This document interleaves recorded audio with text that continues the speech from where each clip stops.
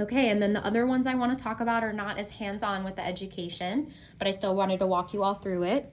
So if it's appropriate, not every patient we have access to their heartbeat maybe before they've passed or have captured it, or it's irregular. So depending on what your comfort level is and how it looks, this is what families typically expect. But you can offer a printed heartbeat strip to families. You print it at the nurse's desk, nurse station B, where we have all the vitals of the patients. You can print it from there.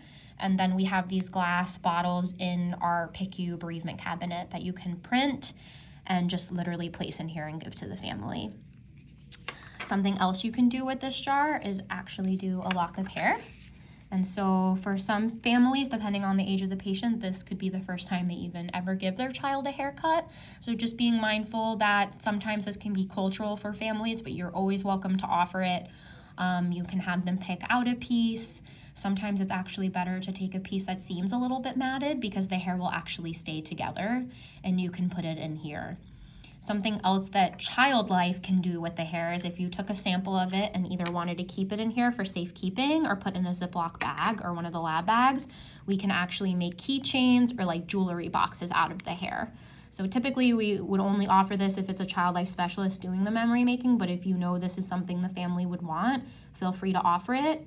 Just Child Life would be the one to pour the resin since we have the time and the resources to do so.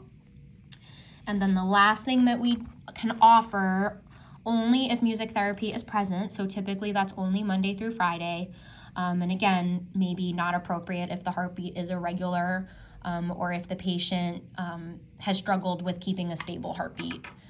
We don't want to offer this to the family. We also don't want to offer it if music therapy is not present. So this can only happen with music therapy present because it's very expensive materials and she is the only person trained on it. So only offer this if you know music therapy is available that day.